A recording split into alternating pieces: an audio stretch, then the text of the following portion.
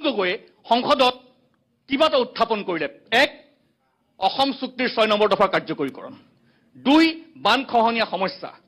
6 জনগোষ্ঠীৰ জনজাতিকৰণ বা যিখিনি দাবী লৈ তেখেতসকলে আন্দোলন কৰিছিলে, ৰাজপথলৈ ওলাই আহিছিলে, অনশনত বহিছিলে, মোক কেইটামান উদাহৰণ দিয়কচোন। ডাঙৰীয়াক দুইটা প্ৰশ্ন একেলগ কৰি পেলাই মোৰো এটা সংযোজন কৰি পেলাই প্ৰশ্নটো সোধো যে হয় আপুনি কৈছে মানৱ দৰদী, কিন্তু তপন গগৈৰ মাননীয় সাংসদ তপন গগৈৰ মোৰ প্ৰশ্নটো অকণমান দীঘলীয়া, আপুনি একেলগে লৈ ল'ব। সংসদত যোৱা 5টা বছৰ যদি আমি অকণমান পৰ্যবেক্ষণ কৰোঁ, তেতিয়া এজন সাংসদ হিচাপে যিটো হ'ব লাগিছিল, যি ধৰণে 1996 চনৰ পৰা 2001 চনলৈকে হেমন্ত কলিতাই অসম বিধানসভাত দপদপাই আছিল, তেনেকুৱা পৰিৱেশত আমি দেখা নাপাওঁ। প্ৰথম। দ্বিতীয়, তেওঁ কুৱেশ্যন কম কৰিছে, তাত মোৰ আপত্তি নাই। তেওঁ বিতৰ্কত কমকৈ অংশগ্ৰহণ কৰিছে, তাত মোক ক'ব লগা নাই। তেখেতে প্ৰাইভেট মেম্বাৰশ্বিপ বিল উত্থাপন কৰা নাই, তাতো মোক ক'ব লগা নাই। কিন্তু সাংসদৰ যিটো গড়, যিটো এভাৰেজ গড়, যিটো মাপকাঠি, তাত সৰ্বভাৰতীয় পৰ্যায়তকৈ তেখেত তলত আছে। সেইটোত মোৰ ক'ব লগা আছে।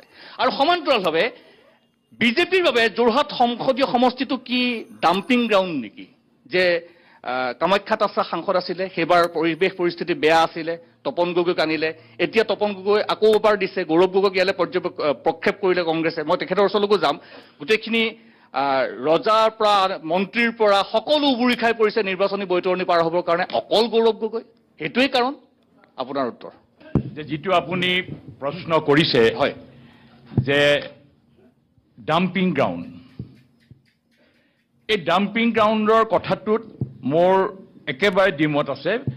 যদি এইবাৰ সাংসদ তপন গগৈক প্ৰাৰ্থী নিদিলেহেঁতেন, তেতিয়াহ'লে বিদ্যায়তনিকভাৱেই হওক বা অন্য দিশৰ পৰাই হওক, তেতিয়াহ'লে এইটো ডাম্পিং গ্ৰাউণ্ডলৈ পৰিণত হ'লহেঁতেন।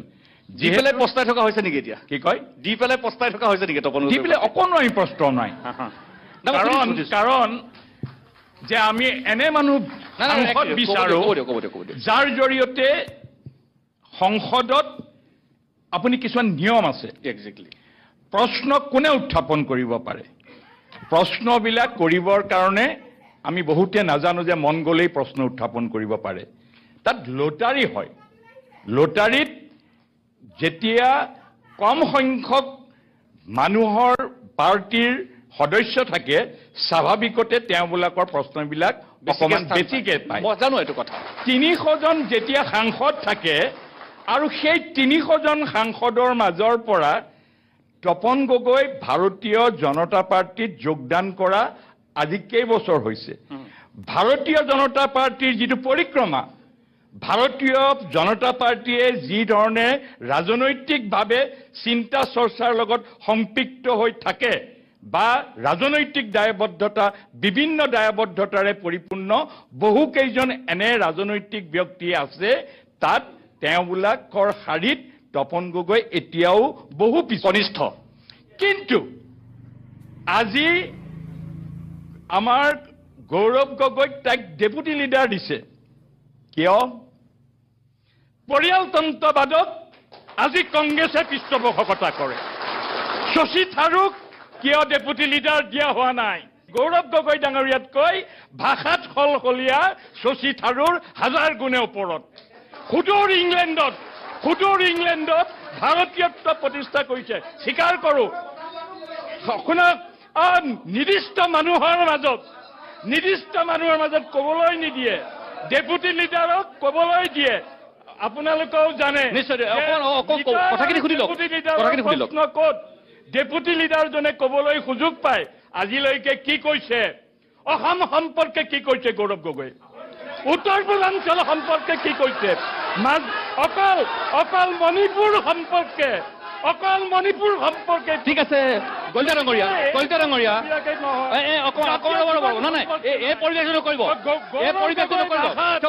গৌৰৱ গগৈ ভাষাত অসম নাই। ৰ'ব নাই, শুনি লওক, শুনি ল'বলৈ দিয়ক।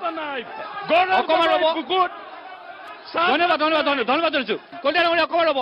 মই এটা কথা সুধিব বিচাৰিছো, মই আপোনাৰ লগত একমত। মই 1 মিনিট ৰ'ব।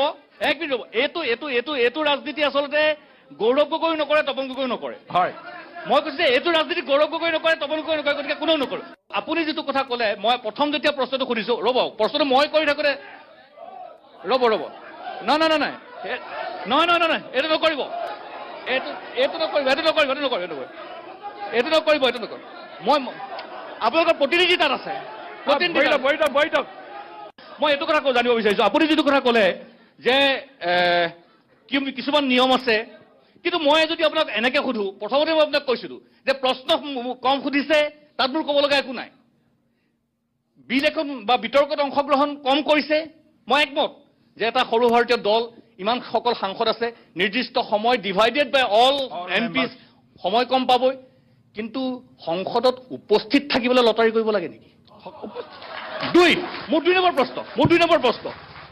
দুই নম্বৰ প্ৰশ্ন উপস্থিতিৰ হাৰ সৰ্বভাৰতীয় পৰ্যায়তকৈ কম তপন গগৈ 2 নম্বৰ প্ৰশ্ন তপন গগৈ ক'ৰ পৰা আহিছে সদৌ অসম ছাত্ৰ সন্থাৰ সাধাৰণ সম্পাদক আছিল যিখিনি বিষয় লৈ এজন ছাত্ৰ নেতাই জীৱনৰ অৰ্ধেক সময় পাৰ কৰিলে সেই বিষয়খিনিক লৈ কোন দিনাখনি তপন গগৈয়ে সংসদত কিবা এটা উত্থাপন কৰিলে 1 অসম চুক্তিৰ 6 নম্বৰ দফাৰ কাৰ্যকৰীকৰণ 2 বান খহনীয়া সমস্যা 6 জনগোষ্ঠীৰ জনজাতিকৰণ বা যিখিনি দাবী লৈ তেখেতসকলে আন্দোলন কৰিছিলে ৰাজপথলৈ ওলাই আহিছিলে অনশনত বহিছিলে মোক কেইটামান উদাহৰণ দিয়কচোন অসম চুক্তিৰ 6 নম্বৰ দফা কাৰ্যকৰীকৰণৰ ক্ষেত্ৰত ভাৰতীয় জনতা পাৰ্টিৰ যি আন্তৰিকতাপূৰ্ণ প্ৰচেষ্টা দেখা নাই মই কৈছোঁ যে এইখিনিৰ বাবে যিখিনি কাৰ্যকৰীকৰণৰ বাবে মন্ত্ৰী পৰ্যায়ৰ পৰা গৃহমন্ত্ৰী পৰ্যায়লৈকে যিখিনি